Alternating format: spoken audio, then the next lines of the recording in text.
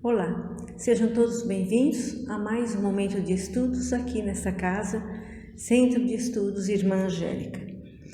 Vamos hoje iniciando o capítulo 10, que fala bem-aventurados os que são misericordiosos.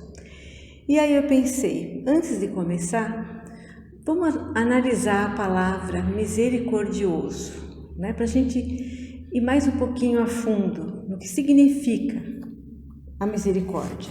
Então eu peguei aqui uma definição bem interessante que fala misericórdia. Se for pensar em sentimento, a misericórdia é o sentimento de dor e solidariedade com relação a alguém que sofre uma tragédia, compaixão e piedade.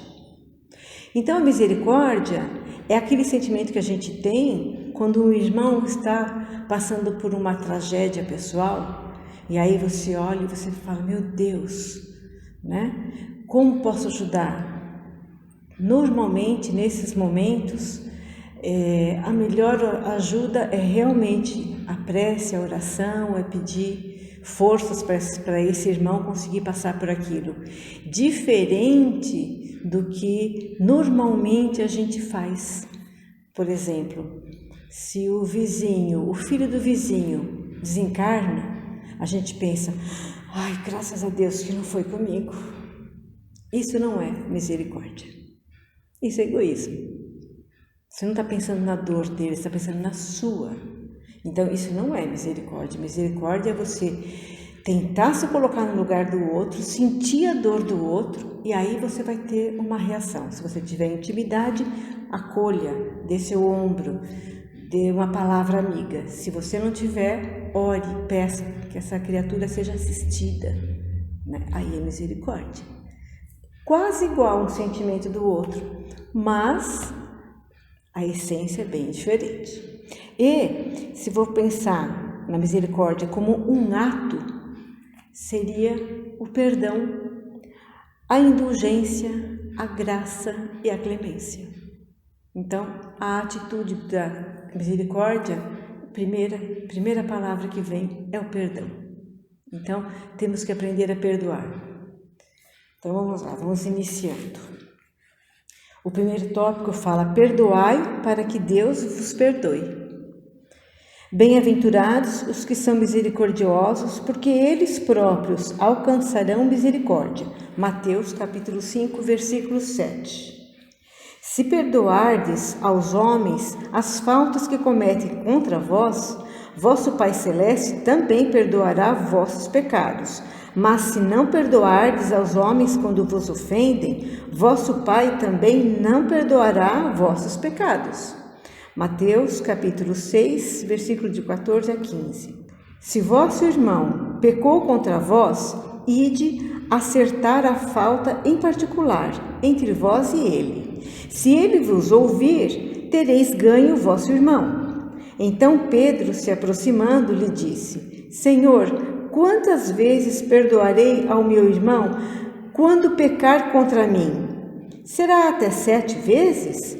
E Jesus lhes respondeu, não vos digo que apenas 7 vezes, e sim 70 vezes 7.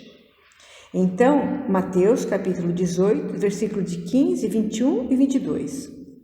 Vou ler mais um trechinho. A misericórdia é o complemento da doçura, porque aquele que não é misericordioso não será também dócil nem pacífico.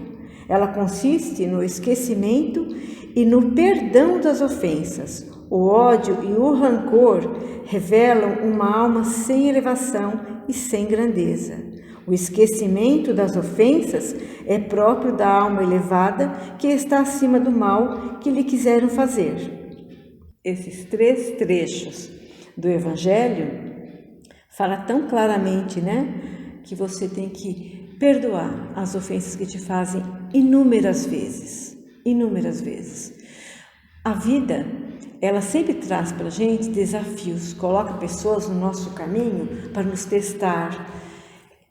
E é nesse momento que a gente tem que parar e pensar: quem é essa pessoa que está me machucando? É uma pessoa importante na minha vida? Normalmente as pessoas que conseguem ir mais fundo na dor de uma decepção, de uma mágoa, são as pessoas mais próximas, porque você gosta tanto e essa pessoa falhou com você, então aquilo dói. O que fazer? Na hora, já vai diluindo esta dor. Então já vai pensando, ok, essa pessoa não está bem, depois a gente conversa, depois a gente retoma, não estica a discussão, não estica o assunto e depois volta a retomar aquilo. Se você não consegue, porque foi uma discussão séria e a pessoa foi embora, não está próxima de você, também faça o mesmo. Não vá guardar mágoa, rancor, ódio. Sabe, tem algumas pessoas que falam assim: nunca vou esquecer o que você me falou, nunca vou te perdoar, nunca. Essa pessoa que pensa dessa forma, ela vai chegar a um ponto que ela vai ficar doente, porque ela já é uma pessoa doente. A pessoa que não sabe perdoar, a pessoa que não sabe a ponto de até externar em palavras que nunca vou te perdoar, já é uma pessoa doente. Mas doente do quê? De orgulho e vaidade. Porque o orgulhoso, ele não consegue perdoar, muito menos pedir perdão. Então você já percebe como que é. Aquela pessoa que está sendo ofendida, ela consegue, se ela tiver uma alma mais leve, se ela for um pouco mais sábia espiritualmente, não vou nem dizer boa, porque perdoar é uma questão de sabedoria. Não é questão de bondade, é sabedoria mesmo. Porque a gente já sabe que o ódio e o rancor é como se você tivesse todos os dias tomando um cálice de veneno amargo. Esse veneno você vai tomar em que situações? Quando você lembra do acontecido, do ocorrido, da discussão, da briga, ou o que for. Você lembra, aí você vai falar: que raiva! Aí você tomou um golinho. Outro dia, você lembra, não vai falar, mas vai pensar: vai tomar mais um golinho. Tem algumas pessoas que conseguem guardar mágoa durante anos. Anos. Por quê? Porque não conseguem lidar com as contrariedades da vida. Às vezes essas mesmas pessoas chegam e falam: gostaria tanto que alguém me dissesse onde é que eu estou errando, porque nada na minha vida dá certo. Mas na primeira contrariedade, na primeira pessoa que tentou falar alguma coisa, muitas vezes até em tom de amizade, com respeito, ainda assim essa pessoa se ofende, se melindra e guarda para sempre aquilo. Consegue desfazer amizades de anos, consegue desfazer a fraternidade da família, né? Seja com irmãos, seja com cunhados, seja com quem for, consegue destruir a união de uma família em nome do seu orgulho e da sua vaidade. Então ela vai tomando esse fel, vai tomando esse veneno. Quem ela está prejudicando? A pessoa que ela está guardando rancor ou a ela mesma? A pessoa que ela tem ódio, rancor, se ela não estiver na mesma vibração dela, não vai ser atingida. Só ela vai tomar sozinha o veneno. Ela vai ganhar o que com isso? Doença, dor, sem contar que está muito claro aqui, que se você não conseguir perdoar o seu irmão, como que Deus vai perdoar você? Se você não tiver misericórdia com o irmão, com as falhas do irmão, como que você quer que Deus tenha misericórdia com as suas falhas? Porque todos nós falhamos. Todos nós falhamos. Porque a gente está aqui nesse mundo, nesse planeta Terra, cheio de provas, de expiações. Às vezes, no momento de dor extrema, a gente acaba mordendo quem está mais próximo. Mas muitas vezes é um pedido de socorro. Outras vezes você perde a paciência e acaba falando alguma coisa que você nem queria falar, mas tudo em nome de uma dor. Então, se isso acontece, vá, peça perdão, peça desculpas. Não precisa se arrastar no chão, não. Me desculpa se eu fui grosseiro, me desculpa se eu te ofendi, me perdoe se eu te magoei. Tá? Mas, se o outro não aceitar, segue em frente. Você desvincula desse mar de amargura e de dor. Né? Então, quem é que sai ganhando?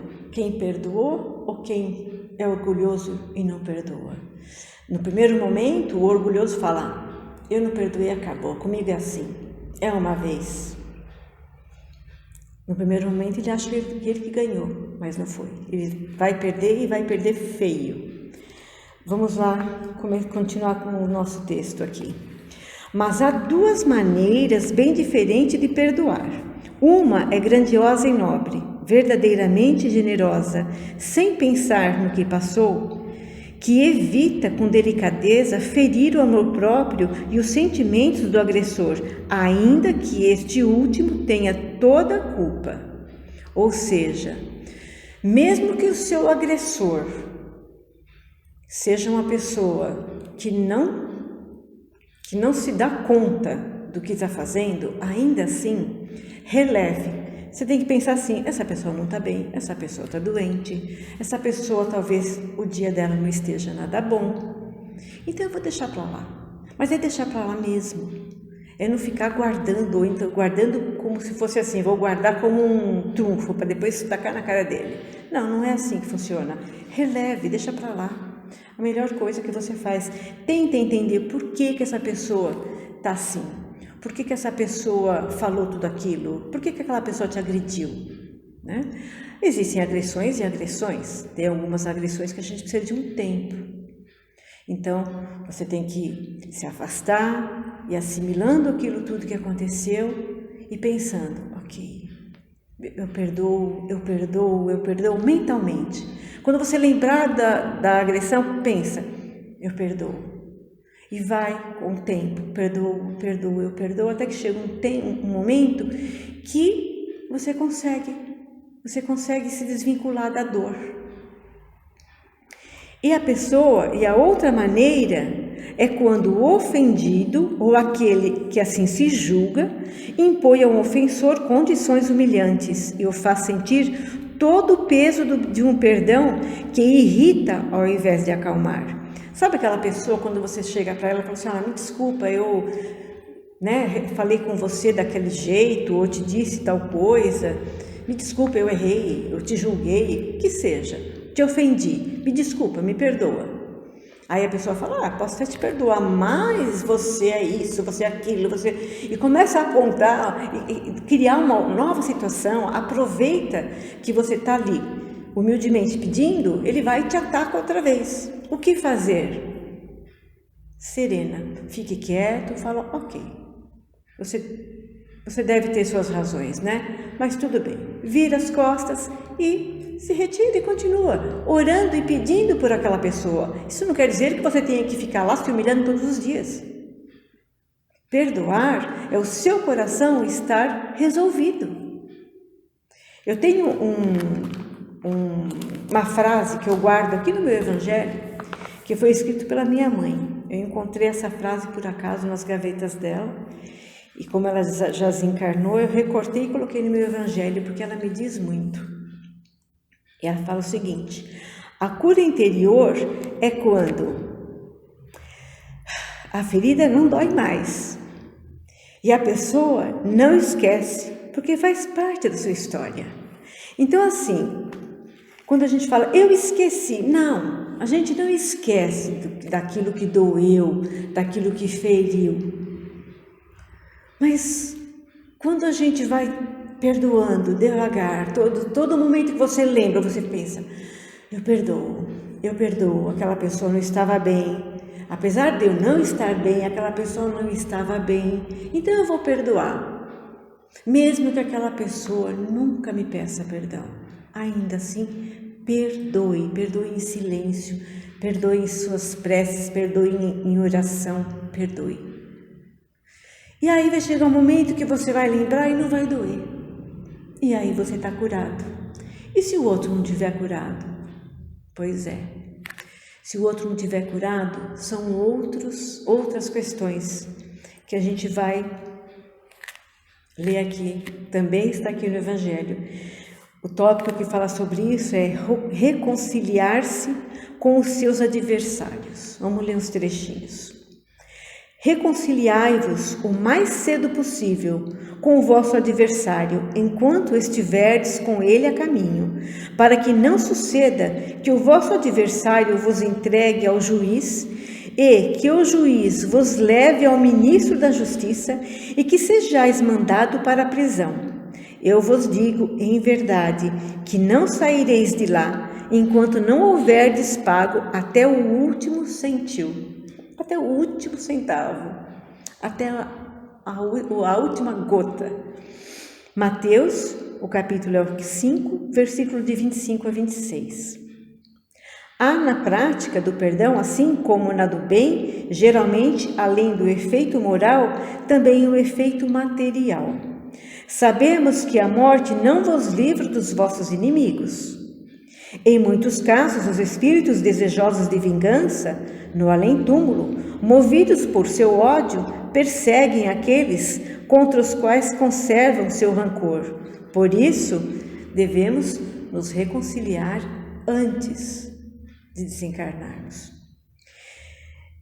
O espírito mau aproveita o fato de que quem ele quer mal esteja ainda preso ao corpo e, portanto, menos livre, para mais facilmente atormentá-lo e atingi-lo em seus interesses ou afeições mais caras. Esta é a causa da maior parte dos casos de obsessão, principalmente daqueles que apresentam uma certa gravidade, como a subjugação e a possessão. Então, quantas vezes, né? Você vai no centro espírita e aí você está com um problema sério, sua vida não está andando, e aí o médium percebe que você tem lá um obsessor. E aí você pensa lá, olha, tira isso daqui, né? Tira isso daqui, essa coisa está fazendo mal para mim. Mal, imagina essa pessoa que talvez e provavelmente esse espírito obsessor foi realmente uma pessoa que viveu com você em outra vida e que vocês em algum momento se desentenderam, criou um ódio, um desejo de vingança entre os dois e muitas vezes até você foi o causador, né, daquele problema todo. E os dois desencarnaram, reencarnaram, mas o ódio continuou o mesmo. Ou o seu inimigo desencarnou, você desencarnou e aí você reencarna nessa nova vida. Mas o seu obsessor ficou na espiritualidade. O que ele vai fazer? Ele vai te procurar e vai te obsediar, vai te atrapalhar. Vai judiar da sua família, de você, vai mexer com a sua parte financeira, vai mexer com a saúde, vai fazer coisas que vai te prejudicar. E aí o que fazer com o obsessor assim? Pedir perdão, para começar daí. Não importa o que aconteceu na vida passada, você tem que pensar que provavelmente você tenha culpa também, não é a culpa só do obsessor. Então, ele está doente e ele ainda está tomado de ódio e de rancor por você, deve estar sofrendo muito mais do que você, e então comece a orar por ele e pedir perdão. Peça perdão. Seja lá o que eu fiz para você, me perdoe. É a melhor forma que você tem de lidar com essa obsessão. Porque no centro você pode passar no socorro, você pode receber tratamento, tomar os passes, eles podem tentar levar esse obsessor para onde ele possa receber ajuda, mas às vezes o ódio é tamanho que, ou a ligação entre os dois é tamanha que um chama o outro e volta outra vez. Ah, mas aquele centro não serve, porque tiraram o obsessor, mas ele voltou. Voltou porque você chamou. Voltou porque vocês têm uma simbiose muito grande, uma situação doentia entre vocês. Então, alguém tem que largar isso, e é a pessoa que está recebendo orientação, aquele que está recebendo o tratamento. Então, começa a pedir perdão, faça o evangelho no lar, né? Coloca o nome, mentaliza um obsessor e peça, coloca numa urna de vibração que essa pessoa, que esse espírito receba luz, orientação, amor. Coloca no seu coração esse obsessor como aquela pessoa doente que você tenta amar. Não importa o que aconteceu para você, o que importa é vamos resolver o hoje. Isso dá muito mais trabalho do que quando a gente tem a humildade de chegar na pessoa em que os dois estão vivendo no aqui e agora e pedir perdão, pedir desculpas. Mesmo quando você sabe que aquela pessoa jamais vai te pedir perdão. Ainda assim, perdoa. Vá procurar a pessoa, conversa, olha, se eu te magoei, eu devo ter te magoado, me perdoa, me desculpa, mas você também me magoou. E eu vou tentar também lidar com isso. Muitas vezes a pessoa está tão doente, está tão ainda envolvida no ódio, no orgulho, na vaidade, que ela ouve você pedir perdão e desculpas, entra pelo ouvido e sai pelo outro.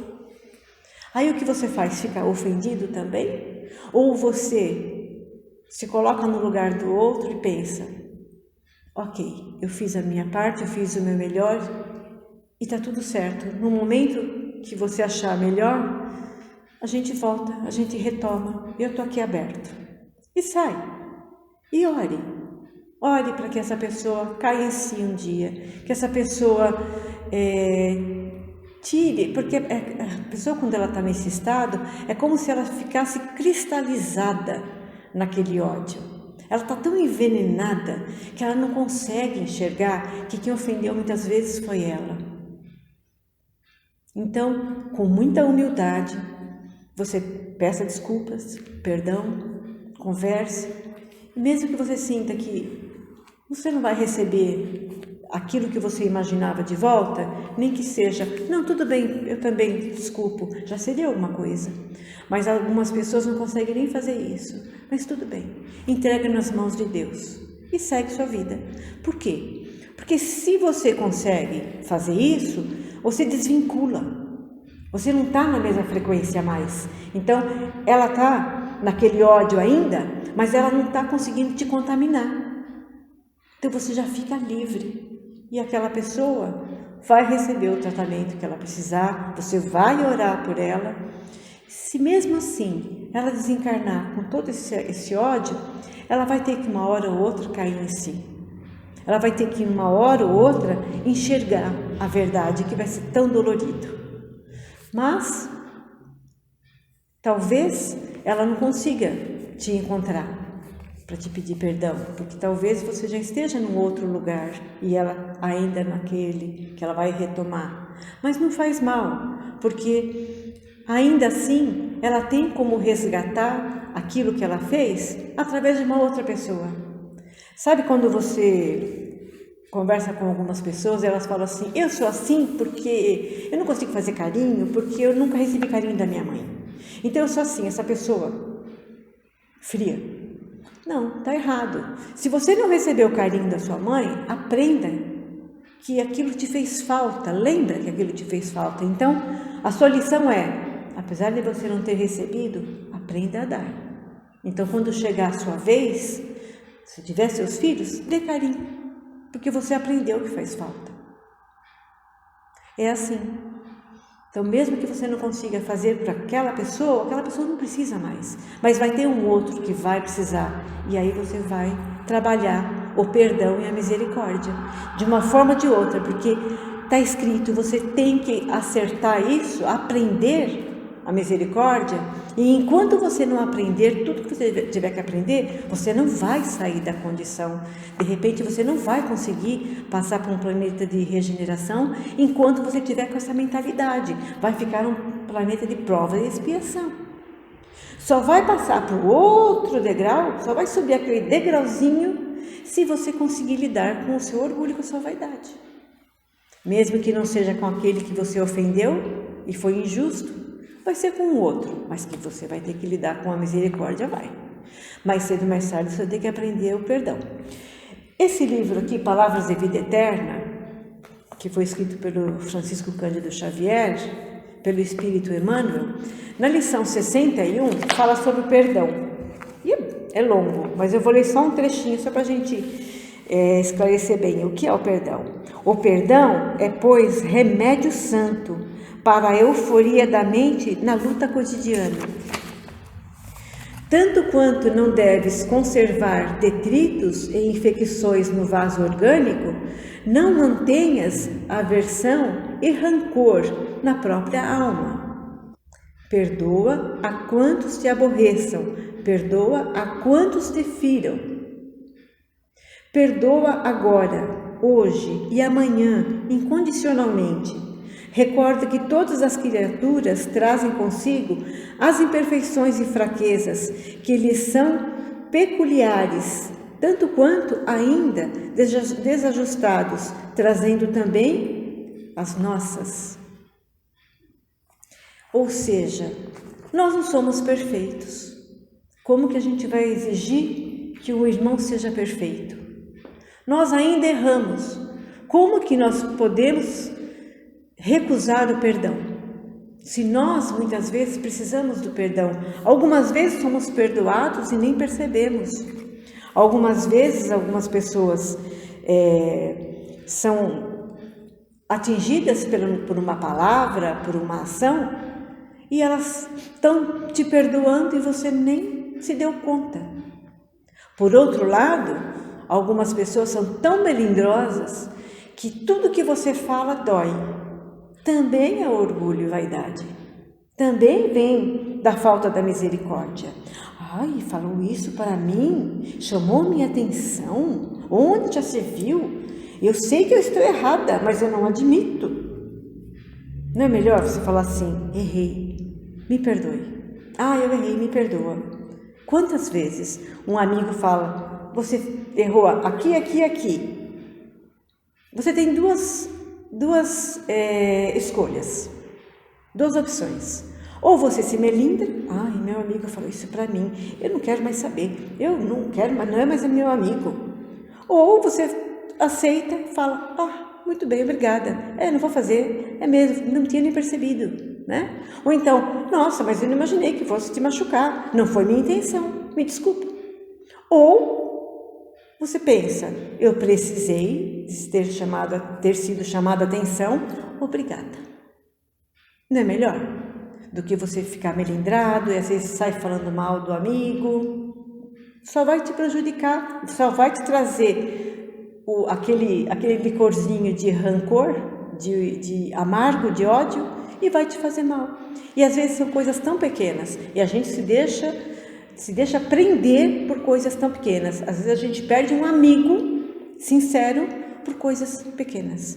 Isso quer dizer que ainda temos muito, muito para trabalhar. Nós ainda somos muito, muito, muito imperfeitos. Mas essas lições fazem com que a gente faça uma autoanálise e perceba que é sempre melhor, é inteligente perdoar. Tá bom? Então, que nós todos possamos aproveitar essas lições, colocá-las no nosso dia a dia, na nossa vida, que a gente consiga lidar com o nosso orgulho, com o nosso ego exacerbado, da melhor forma possível. Boa noite a todos e até a próxima.